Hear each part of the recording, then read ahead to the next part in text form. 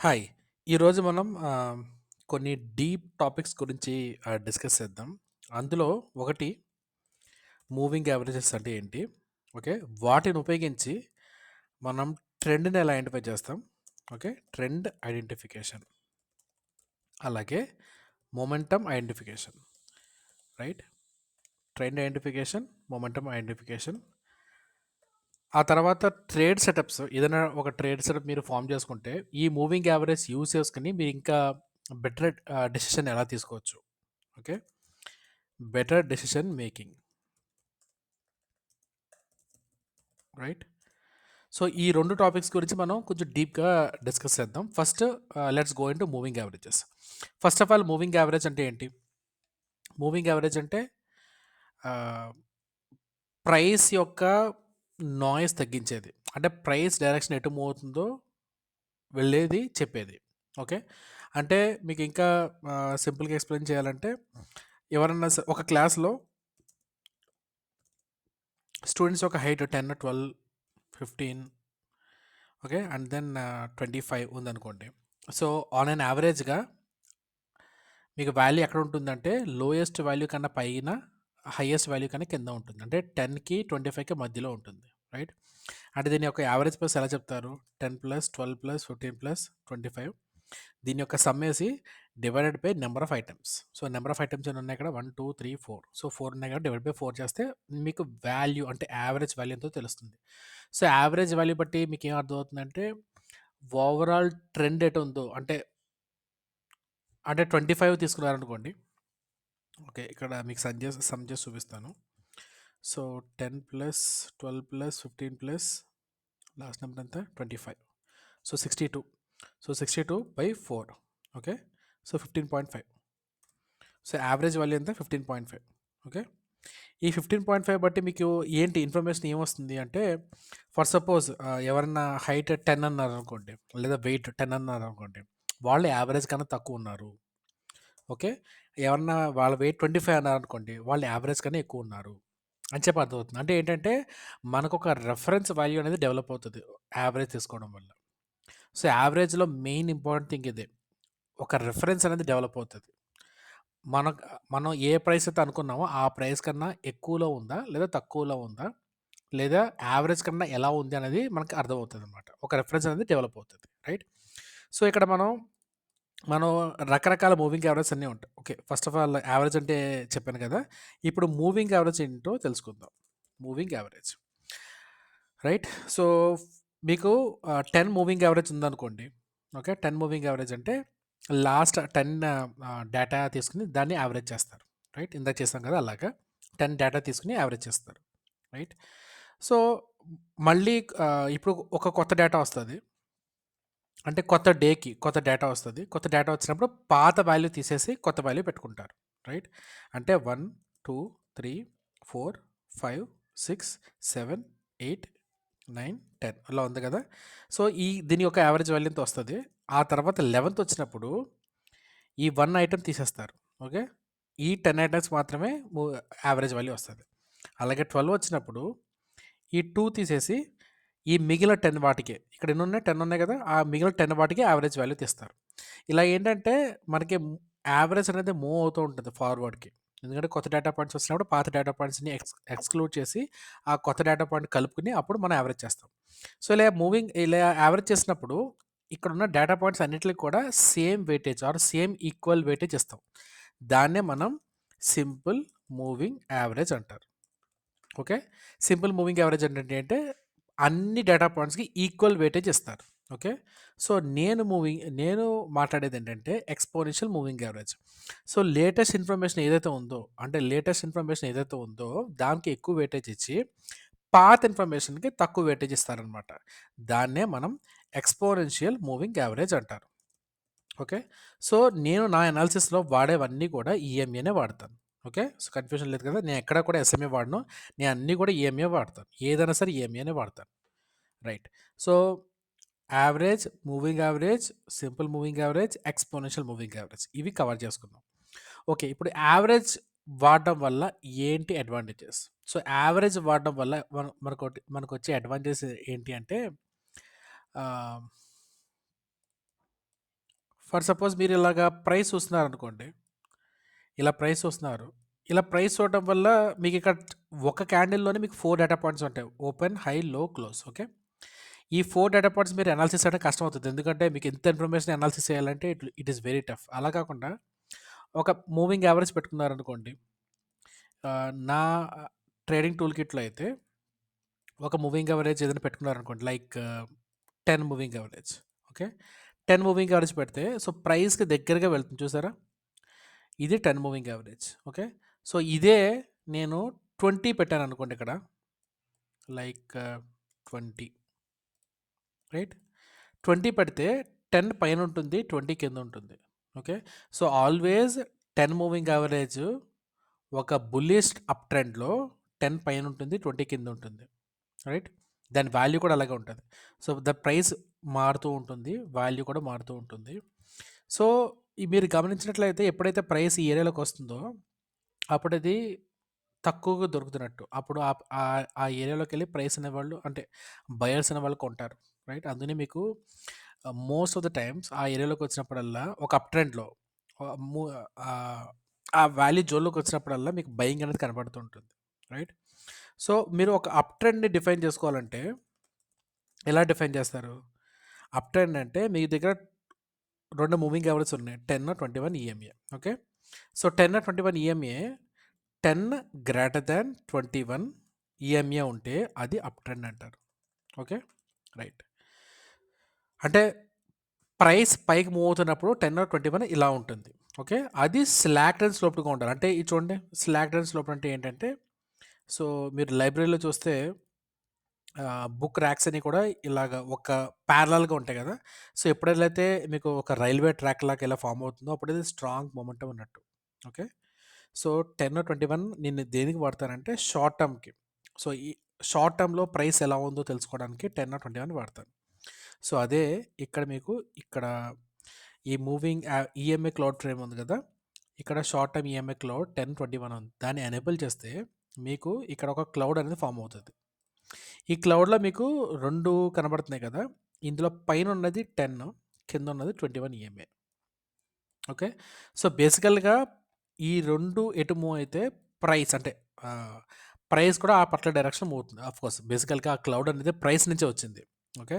So దీన్ని బట్టి ఇది మూవ్ అవ్వదు. ఈ ఇన్ఫర్మేషన్ బట్టి ఈ ఇన్ఫర్మేషన్ వచ్చింది. బట్ ఏంటంటే మనకు ఒక రిఫరెన్స్ అనేది డెవలప్ అవుతూ ఉంటుంది most of the times. Right. Okay.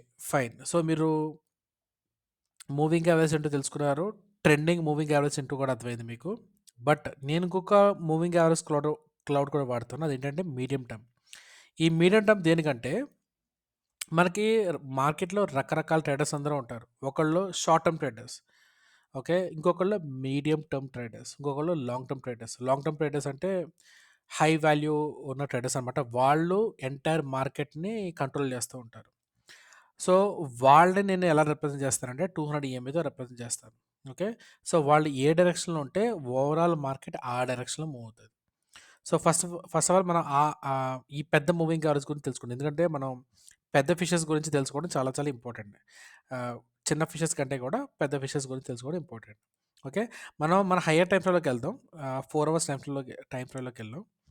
ఇక్కడ నేను మూవింగ్ యావరేజ్ అన్నీ తీసేసి only long term moving average మాత్రం పెడతాను. ఈ లాంగ్ టర్మ్ మూవింగ్ యావరేజ్ ఏంటంటే 200 ఈఎంఏ అంటే లాస్ట్ 200 క్యాండిల్స్ నుంచి ప్రైస్ ఎలా ఉందో చెప్తది ఒక డేటా పాయింట్. మీకు అక్కడ ఒక డేటా పాయింట్ రావాలంటే లాస్ట్ 200 క్యాండిల్స్ ఎలా బిహేవ్ చేస్తున్నాయని చెప్తది. రైట్. సో మీరు ఇక్కడ గమనించండి. సో ఈ 200 మూవింగ్ యావరేజ్ ఎలా ఉంది? 200 మూవింగ్ యావరేజ్ అనేది ఇలాగా కిందకి డ్రాప్ అవుతుంది. రైట్. సో ఇలా కిందకి డ్రాప్ అవుతుంది కాబట్టి మీకు ఓవరాల్‌గా ప్రైస్ అనేది కిందకి డ్రాప్ అవుతుంది. ఓకే. సో కిందకి డ్రాప్ అవ్వడం అంటే big investors or big traders వాళ్ళు సెల్లింగ్ డైరెక్షన్‌లో ఉన్నారు. అంటే బేరిష్ డైరెక్షన్‌లో ఉన్నారు. సో వాళ్ళకి అగెయిన్స్ట్‌గా మీరు ట్రేడ్ అనేది చేయకూడదు. సో మీరు సింపుల్‌గా చేయాల్సిన పని ఏంటంటే మీ హైయర్ టైమ్ ఫ్రేమ్‌లో ఎప్పుడైతే ప్రైస్ ఈ పర్టిక్యులర్ 200 ఈఎంఐ దగ్గరికి వస్తుందో ఓకే. అప్పుడు మీరు సెల్లింగ్ ఆపర్చునిటీస్ కోసం వెతుక్కోవడం. అంటే వితిన్ ద డైరెక్షన్. ఆ డైరెక్షన్ ఏ డైరెక్షన్‌లో ఉంటే ఆ డైరెక్షన్‌లో వెతుక్కోవడం బెటర్ ఆపర్చునిటీ. ఎందుకంటే ఈ ప్రైస్ దగ్గరకొచ్చినప్పుడు వాళ్ళకేమనిపిస్తది అంటే సెల్లింగ్‌లో చాలా ఎక్కువ ప్రైస్ దొరుకుతుంది. ఇది ఒక రెఫరెన్స్‌లా పనిచేస్తుందని చెప్పాను కదా ఇందాక. సో, ఈ పర్టిక్యులర్ డైరెక్షన్‌లో అంటే ఇక్కడ ఉంది. సో, 65.9 కానీ మూవింగ్ యావరేజ్ అనేది 64 ఉంది. అంటే ఏంటి? మీకు వాళ్ళు అమ్మేసిన ప్రైస్ కంటే కూడా ఎక్కువ ప్రైస్ దొరుకుతుంది. ఓకే. అంటే ఒక యావరేజ్ కన్నా ఎక్కువలో దొరుకుతుంది. అంటే అది అమ్మేయడానికి మంచి అవకాశం కదా! అందునే బిగ్ ఇన్వెస్టర్స్ అందరూ లేదా బిగ్ ట్రేడర్స్ అందరూ కూడా ఈ పర్టిక్యులర్ ఏరియాస్‌లో మీకు యాక్టివ్ అయ్యి మార్కెట్‌ని కిందకి తీసుకెళ్ళడానికి ట్రై చేస్తూ ఉంటారు. సో, ఇది చెప్పాను కదా అని చెప్పి మీరేం చేస్తారంటే మూవింగ్ యావరేజ్ దగ్గరికి వచ్చినప్పుడల్లా షార్ట్ చేయమని దాని అర్థం కాదు. లేదా బైకి లాంగ్‌కి వెళ్ళమని దాని అర్థం కాదు. దాని మీనింగ్ ఏంటంటే ఆ ఏరియాలోకొచ్చినప్పుడు మీరు లాంగ్ టర్మ్ ట్రేడర్స్‌తో మీరు అలైన్ అయితే you will have better trading opportunities right. So చూడండి ప్రైస్ అది మీకు కింద మూవ్ అవుతుంది. సో ఆ ప్రైస్ ఎప్పుడైతే ఆ ఏరియాలోకి వచ్చిందో మీరు లోవర్ టైం ఫ్రేమ్లోకి వెళ్ళి అక్కడ మీకు ట్రేడ్స్ ఫామ్ అయితే అప్పుడు మీరు ట్రేడ్ తీసుకోవాలి రైట్. ఆ ట్రేడ్ కూడా మీరు ఎలా తీసుకోవాలంటే సప్లై డిమాండ్ లిక్విడిటీ ఈ మూడే కాన్సెప్ట్స్ ఇంకేం ఉండవు. ఓకే. సో ప్రైస్ వాల్యూమ్ మీరు ఫాలో అయితే మీకు మోస్ట్ ఆఫ్ ద ఇన్ఫర్మేషన్ మీకు వచ్చేస్తుంది రైట్. సో మూవింగ్ యావరేజ్ వల్ల యూజ్ ఏంటంటే మీకు నాయిస్ని తగ్గించేసి ఓవరాల్ డైరెక్షన్ ఎటు ఉందో చూపిస్తుంది రైట్. సో మీకు పెద్ద మూవింగ్ యావరేజ్ చేసుకుంటే మీకు ఇంకా బెటర్ క్లారిటీ అనేది వస్తుంది. మీరు చూడండి ఇది ఆల్మోస్ట్ ఎప్పుడు రిపీట్ అవుతూనే ఉంటుంది. మీకు ప్రైస్ ఎప్పుడైతే 200 ఈఎంఐ దగ్గరికి వచ్చిందో ఓవరాల్ ట్రెండ్ ఆ డైరెక్షన్‌లోనే ప్రైస్ మూవడానికి ఎక్కువ ఛాన్సెస్ ఉంటాయి. సో ఈ ఏరియాస్‌లో మీరు ఈ ఏరియాస్‌లో షార్ట్ చేయడం కంటే ఫర్ సపోజ్ మీరు 15 మినిట్ టైమ్ ఫ్రేమ్‌లోకెళ్ళి అంటే చిన్న టైమ్ ఫ్రేమ్‌లోకెళ్ళి ఈ ఏరియాస్‌లో మీరు సెల్లింగ్ ఆపర్చునిటీ వచ్చిందని మీరు తీసుకుంటారు. ఓకే. తీసుకుంటే ఏమవుతుందంటే you will hit a stop loss. Okay. అలా కాకుండా ఆ ట్రేడ్ ఏదో మీరు ఇక్కడ తీసుకుంటే you will align with higher time frame. Higher time frame ట్రెండ్‌తో మీరు అలైన్ అయ్యి ఉంటారు కాబట్టి మీకు బెటర్ ఆపర్చునిటీస్ ఉంటాయి. అలాగని ఇక్కడ ట్రేడ్ ఆపర్చునిటీ వచ్చినప్పుడు ఇక్కడ నేను డబ్బులు క్రియేట్ చేయాలనంటే అక్కడ కూడా క్రియేట్ చేస్తారు. బట్ ఓవర్ ఏ లాంగ్ టర్మ్‌లో చూస్తే మీకక్కడ ప్రాబబిలిటీ ఆఫ్ ఫెయిల్యూర్స్ ఎక్కువుంటాయి. ఈవెన్ దో షార్ట్ డైరెక్షన్ తీసుకున్నా సరే మీకు ప్రాబబిలిటీ ఆఫ్ ఫెయిల్యూర్స్ ఎక్కువుంటాయి. కానీ ఈ డైరెక్షన్ ఇక్కడ మాత్రం మీకు ప్రాబబిలిటీ ఆఫ్ సక్సెస్ అనేది ఎక్కువగా ఉంటుంది. సో మీకు బెటర్ ఛాన్సెస్ ఉంటాయి అంతే. రైట్. సో ఇది లాంగ్ టర్మ్. మీరు షార్ట్ టర్మ్, మీడియం టర్మ్ మొత్తం ఈ 3 తీసుకున్నారనుకోండి. ఒక్కొక్కసారి మనకి ప్రైస్ అలా పైకెళ్ళినప్పుడు ఒక డౌటొస్తది. ఓకే. అంటే మార్కెట్ అప్ ట్రెండ్‌లోకి మూవ్ అయిపోయిందా అనేది. సో, అలాంటి నాయిస్‌ని కట్ చేయడానికి మాత్రమే నేను ఇయి ఉపయోగిస్తాను. సో, నేను ఫైనల్‌గా చూసేదేంటంటే ఇక్కడ గ్రీన్ కలర్‌లో కనపడుతుంది కదా! ఇది షార్ట్ టర్మ్ క్లౌడ్, ఇది మీడియం టర్మ్ క్లౌడ్, ఇది లాంగ్ టర్మ్ క్లౌడ్. సో, ఎప్పుడైతే మీకు షార్ట్ టర్మ్ క్లౌడ్ పైనుండి మీడియం టర్మ్ క్లౌడ్ ఓకే. మధ్యలో ఉండి దాని కింద లాంగ్ టర్మ్ క్లౌడ్ ఉంటే ఇది బులిష్ ట్రెండ్ లేదా అప్ ట్రెండ్ అనొచ్చు. Okay. Bullish trend, up trend trend. So ఈ 3 ఎప్పుడైతే ఈ పర్టిక్యులర్ డైరెక్షన్‌లో ఉండి స్లాక్డ్ అండ్ స్లోప్డ్‌గా ఉండాలండోయ్. స్లాక్డ్ అండ్ స్లోప్డ్‌గా ఉంటే it is term to be A bullish trend. Okay. Bullish ట్రెండ్‌లో ఉన్నట్టు దాని అర్థం. దాన్ని అలా అర్థం చేసుకుంటాను. రైట్. అలాగే short term trend just reverse అనమాట. మీడియం టర్మ్ క్లౌడ్ అలాగే లాంగ్ టర్మ్ క్లౌడ్. ఓకే. ఇలా ఉంటే బేరిష్ ట్రెండ్. ఓకే. ఇక్కడ కూడా మీకు స్లాక్‌డౌన్ స్లోప్‌గా ఉండాలి. అప్పుడు అది స్ట్రాంగ్‌గా ఉండే బేరిష్ ట్రెండ్ అనమాట. ఇక్కడ ఏ డైరెక్షన్‌లో ఉంది? ఈ పర్టిక్యులర్ డైరెక్షన్‌లో చూడండి. ఈ పర్టిక్యులర్ ఏరియాలో మీకు షార్ట్ టర్మ్ క్లౌడ్ కింద ఉంది. మీడియం టర్మ్ క్లౌడ్ మధ్యలో ఉంది. దానిపైన లాంగ్ టర్మ్ క్లౌడ్ ఉంది. ఇవన్నీ కూడా స్టాక్టన్ స్లోప్డ్‌గా ఉన్నాయి. మీకు ప్రైస్ ఫాల్ ఎక్కడైతే జరిగింది 200 ఈఎంఐ జరిగింది. సో మీకు బెటర్ కన్ఫర్మేషన్ మీకు హైలీ కన్ఫర్మ్డ్ ఏరియాస్ కావాలంటే ఈ ఏరియాస్‌లో తీసుకోవచ్చు. ఎప్పుడైతే మూవింగ్ యావరేజ్‌లోకి ఎంటర్ అవుతుందో 4 అవర్ మూవింగ్ యావరేజ్‌లోకి ఎంటర్ అవుతుందో అప్పుడు మీరు లోవర్ టైమ్ ఫ్రేమ్‌లోకి వెళ్ళి అక్కడ మీకు ఏదైనా ఆపర్చునిటీస్ వస్తే you can take a trade. ఇక్కడ చూడండి. ఇక్కడ హైలీ బేరిష్ ట్రెండ్. ఈ బాక్స్ అంతా కూడా హైలీ బేరిష్ ట్రెండ్. ఇందాక 4 అవర్స్ ఇది 2 అవర్స్ రైట్. సో ప్రైస్ ఎప్పుడైతే ఈ ఏరియాస్‌లోకి వస్తుందో అప్పుడు మీరు ఇంకా బెటర్ ఆపర్చునిటీ తీసుకోవచ్చు. ఇక్కడ ఆర్డర్ బ్లాక్స్ తర్వాత big order blocks supply demand zones ఉంటే అవి మార్క్ చేసుకొని ట్రేడ్ చేయడం అనేది కరెక్ట్ పద్ధతి రైట్. సో ఈ పట్ల స్వింగ్స్ దగ్గర వచ్చినప్పుడు మీకు ఆపర్చునిటీస్ వస్తాయి. ఒకవేళ నేను ఇక్కడ 200 ఈఎంఐ పెట్టలేదనుకోండి. 200 ఈఎంఐ పెట్టకపోతే మీరు ఏమనుకుంటారంటే ఇది అప్ ట్రెండ్ అనుకుంటారు రైట్. ఇది యాక్చువల్‌గా అప్ ట్రెండ్ కాదు. It's a pull back. అది 4 అవర్స్‌లో చూస్తే ఇట్స్ 15 మినిట్స్‌లో మీకు అప్ ట్రెండ్‌లా కనిపిస్తుంది. బట్ 15 మినిట్స్‌లో మీరు ఈ 200 మూవింగ్ యావరేజ్ చేస్తే గనక you will understand that it is an fake up trend. అది ఫేక్, మంచి అప్ ట్రెండ్ అయితే కాదు. ఓకే. సో, ఎప్పుడైతే మీకు ఇలాగా ఎమ్ షేప్ ఫార్మ్ చేస్తుందో you can take a trade. లేకపోతే మీరు ఓవరాల్ మార్కెట్ డైరెక్షన్‌తో అలైన్ అవ్వడం more important rather than identifying trade setups. Trade setups అంటే కూడా overall market direction important. Okay. అందుకనే మీకు మూవింగ్ యావరేజ్ వేసుకుంటే ఒక షార్ట్ టర్మ్, మీడియం టర్మ్, ఒక లాంగ్ టర్మ్ వేసుకుంటే మీకు ఇంకా బెటర్ క్లారిటీ అనేది వస్తుంది. రైట్. రైట్. సో, ఇప్పుడు ఒక ఇంపార్టెంట్ క్యాండిల్స్టిక్ ప్యాటర్న్ గురించి తెలుసుకుందాం. అదే ఏంటంటే ఫేకీ.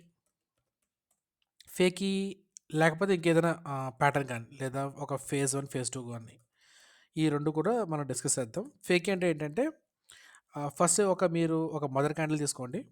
ఇది ఒక మదర్ క్యాండిల్. ఏదైనా క్యాండిల్ దీని లోపల ఉందనుకోండి, దీన్ని ఇన్సైడ్ బార్ అంటారు, దీన్ని మదర్ క్యాండిల్ అంటారు. ఈ mother candle high.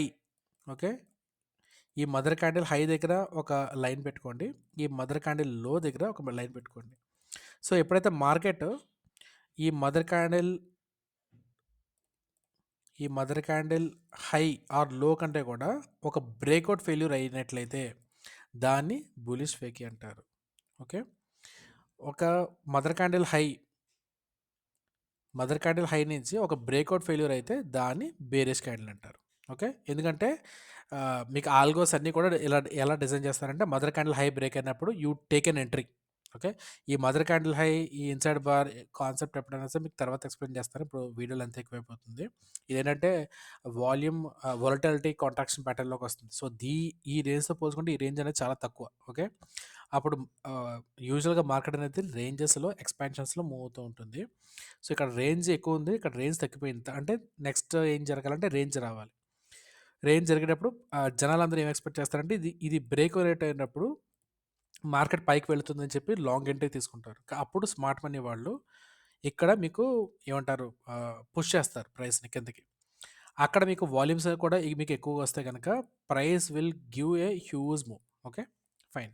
So, fakey కూడా ఇది మీకు బేసికల్గా ఎక్స్ప్లెయిన్ చేయాలంటే ఇది ఫేకీ. ఫేకీ ఎప్పుడు కూడా ఐసోలేటెడ్గా ట్రేడ్ చేయకూడదు. ఫేకీ ఎప్పుడు కూడా ట్రెండ్ డైరెక్షన్లో ఉందా లేదా చూసి ట్రేడ్ చేయాలి. సో, ఫేకీని ఐడెంటిఫై చేయడం కోసం నా ఇండికేటర్లో ఇక్కడ ఇన్సైడ్ బార్ అని ఇచ్చాను. అలాగే మదర్ క్యాండిల్ హై, ఎంసీహెచ్ అంటే mother candle high, mother candle లో, ఈ 2 ఎనేబుల్ చేస్తే మీరు ఫేకీని ఐడెంటిఫై చేయడం మీ కళ్ళకి చాలా ఈజీ అవుతుంది. సో, ఫేకీని ఐడెంటిఫై చేయడం పెద్ద కష్టమేం కాదు. బట్ ఈ ఇండికేటర్ ఏంటంటే మీకు అది ఈజీ చేస్తుంది మీ జాబ్ని. ఒకసారి చెక్ చేద్దాం ఫేకీస్ ఎక్కడ వచ్చినాయి అనేది. Right. Okay. Right.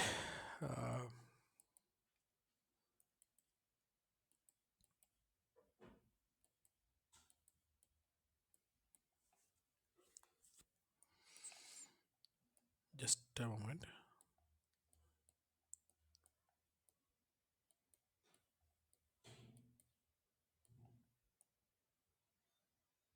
Yes. Yeah. ఇక చూడండి, ఓవరాల్ మార్కెట్ ట్రెండ్ అనేది నెగిటివ్గా ఉంది. ఫస్ట్ ఆఫ్ ఆల్ ఇది అప్ ట్రెండ్ అని చెప్పి చాలామంది లాంగ్కి వెళ్తారు. ఓకే. ఎందుకంటే షార్ట్ టర్మ్, మీడియం టర్మ్ పైకి వచ్చేసింది కదా. కానీ మీరు ఇది గమనిస్తే లాంగ్ టర్మ్ మూవింగ్ యావరేజ్ అనేది దీని కిందే ఉంది కాబట్టి it's a confirmed bearish trend. Okay. It's pull బ్యాక్లో మీకు చాలామంది ట్రాప్ అవుతారు. ఓకే. అది పక్కన పెడితే ఇది మదర్ క్యాండిల్, ఇది ఇన్సైడ్ బార్. ఇన్సైడ్ బార్ ఎలా అవుతుంది? ఈ క్యాండిల్ లోపల కంప్లీట్గా ఇది ఉంది. రైట్. అప్పుడు మనం ఏం చేయాలి? మదర్ క్యాండిల్ హై దగ్గర ఒక లైన్ పెట్టుకోవాలి. ఎందుకంటే ఫస్ట్ ఆఫ్ ఆల్ ట్రెండ్ ఎలా ఉంది? బేరిష్ ట్రెండ్లో ఉంది. ఈ బేరిష్ ట్రెండ్లో నేను బేరిష్ ఫేకీస్ మాత్రమే గమనిస్తాను. బులిష్ ఫేక్ ఏదైనా వచ్చిందంటే అది fake. Okay. So, fake, bullish, fake sorry ఒక అంటే ట్రెండ్ ఏ డైరెక్షన్లో ఉంటే మీరు కూడా ఆ డైరెక్షన్లోనే ట్రేడ్ తీసుకోవాలి.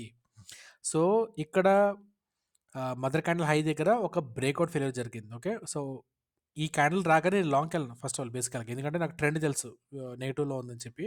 సో, ట్రెండ్ ఏ డైరెక్షన్లో ఉందో ఆ డైరెక్షన్లో నేను ఎంట్రీ తీసుకోవడానికి నేను ట్రై చేస్తాను. సో, ఎప్పుడైతే ఈ మరబూజు క్యాండిల్ వచ్చిందో I will take an entry here. నేను ఎక్కడ ఎంట్రీకి వెళ్తాను? ఇక్కడ ఎంట్రీకి వెళ్ళిపోవచ్చు క్యాండిల్ క్లోజింగ్లో. ఎందుకంటే ఇట్స్ ఎ స్ట్రాంగ్ క్లోజింగ్. ఈ క్యాండిల్‌తో పోల్చుకుంటే. బట్ ఈ క్యాండిల్‌తో పోల్చుకున్నా సరే it's a strong closing. So, ఇక్కడ నేను ఎంట్రీకెళ్తాను. దీనిపైన స్టాప్ లాస్ పెట్టుకుంటాను. And then I will ride the trend ఈ మూవింగ్ యావరేజ్‌తో కూడా. ఓకే. మూవింగ్ యావరేజ్‌తో ఇంకో అడ్వాంటేజ్ ఏంటంటే మీరు ట్రైలింగ్ కూడా చేసుకోవచ్చు. రైట్. సో, ఇక్కడ ఏదైనా ఈ ట్రెండ్‌కి ఆపోజిట్‌లో బులిష్ వెక్కి వచ్చిందనుకోండి, నేను లాంగ్‌కెళ్ళను. ఓకే. బేసికల్‌గా లాంగ్‌కి వెళ్ళకూడదు. ఎందుకంటే దానికి హై ఛాన్సెస్ ఉంటాయి ఫెయిల్యూర్ అవ్వడానికి. పని చేయదు అని చెప్పి నేను చెప్పను కానీ, హై ఛాన్సెస్ ఉంటాయి ఫెయిల్యూర్ అవ్వడానికి. ఫర్ సపోజ్ మీకు